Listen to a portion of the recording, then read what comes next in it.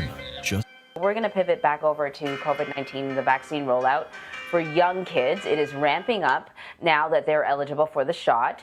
According to the CDC, more than 361,000 children under the age of 12 in the U.S. have already gotten their first dose, and the shots have only been available for children ages 5 to 11 for about a week now. So I want to bring in Dr. Diane Hess. She's the founder of Gramercy Pediatrics in New York City, and her practice has been giving young children their COVID shots since it became available.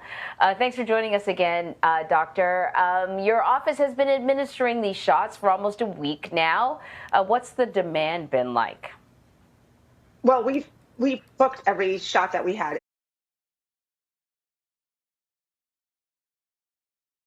The demand is huge. People are driving in from, upstate New York, from Long Island, because we got it on Tuesday before other practices did.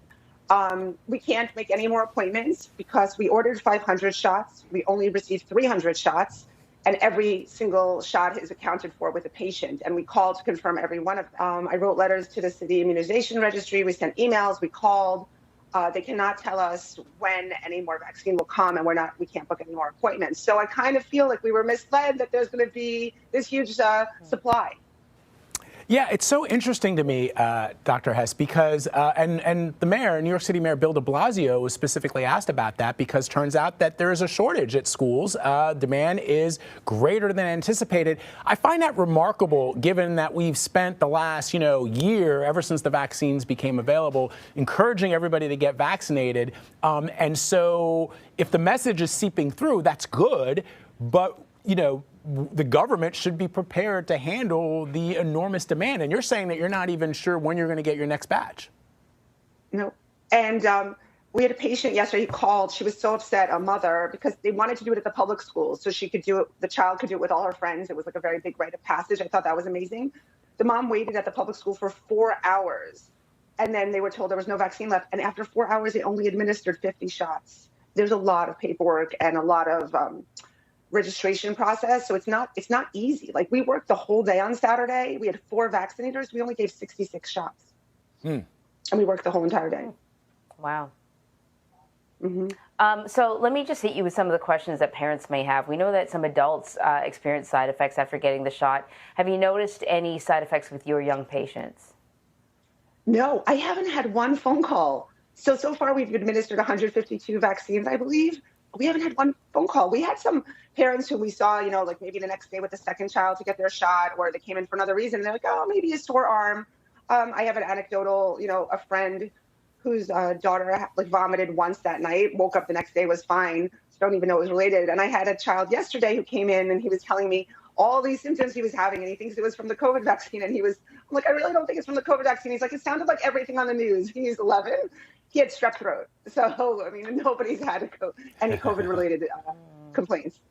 So, even if you believe in the science and you are confident that getting vaccinated is the right thing to do, parents can still have questions, just like adults. Like Emery and I were talking about, the boosters, and, we were talking about the mix and match strategy.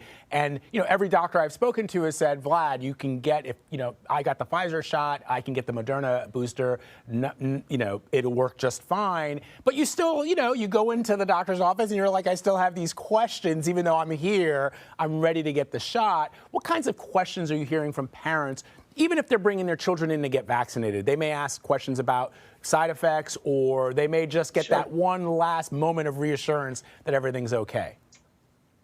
I think a lot of it is like, do you think they'll be able to go to school the next day? So, because a lot of the parents had very strong reactions if they had their vaccine, so they didn't go to work the next day. And a lot of employers gave you like a 2-day window if you got your COVID vaccine to stay home.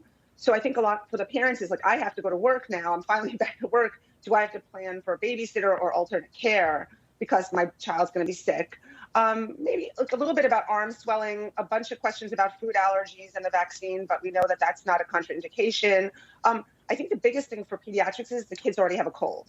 So can they get the vaccine if they have a cold? If they just have a little runny nose and they're COVID negative, it's fine. If they have anything, for my patients, if it's anything more serious, like strep throat or, Coxsackie virus, which is going around now, I would not vaccinate you that day, and I'd wait till you're better and you'll come back. The truth is, I've heard that CVS in New York City has a supply. people just don't know, and people are afraid to go to pharmacies with a kid. So that's the other thing. They don't want to do the vaccine with a pharmacist. They want to do it, or another healthcare provider. They want to do it at their pediatrician's office. You know, I said to another mother the other day, I said, you don't have to drive back from Long Island for the second shot, because in 3 weeks, hopefully the doctors in Long Island will have it.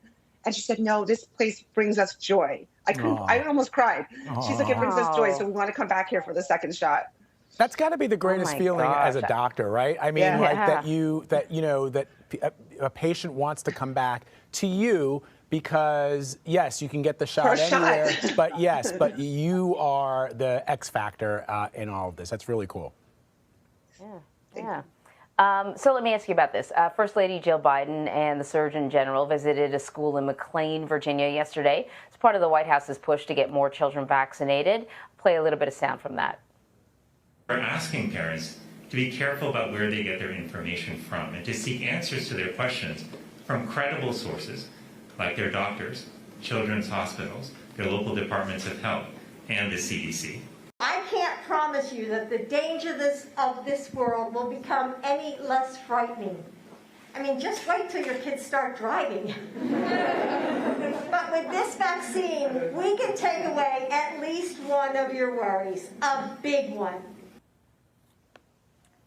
So a bit of trivia. They chose that school because it was the first school to give students the polio vaccine in 1954. Nice. That being said, as more kids get vaccinated, you saw in that video, Doctor, everyone's wearing a mask, including the kids. Do you think there's a possibility that students will be able to go maskless on campus sometime in the near future? Well, that's a big question. That's a question I've always had. You know, I talk about that a lot. There has to be an end game. We have to have a way to convince parents to get this vaccine because there's going to be a benefit for their children. So, like in the state of Massachusetts, I heard that if 80% of the kids are going to get vaccinated in a school, then that school can get, or 80% of the people in the school are vaccinated, then that school can become maskless. That's what I heard is going to happen in Massachusetts. And I just read something that Eric Adams is saying, hopefully we can get masks off kids by the end of the year in New York City. So I'm keeping my fingers crossed because I am still seeing tons of sick kids. My biggest issue is the youngest ones, the 2 to 5 year olds who are wearing that mask. They're still getting sick all the time because they don't have the motor skills and the wherewithal to like wipe their nose and change the mask when it's wet. So I feel like with the youngest kids, it's not actually preventing COVID. We just don't have a lot of COVID in New York City right now. They're still getting Coxsackie, they're still getting strep, they're still getting, flu, millions of viruses, hundreds of viruses that are going on. They're just not getting COVID because it's not because that mask in that age group is preventing COVID. It's just that there's not a lot of COVID in New York. All right. Dr. Diane Hess, always great to have you. Thank you very much.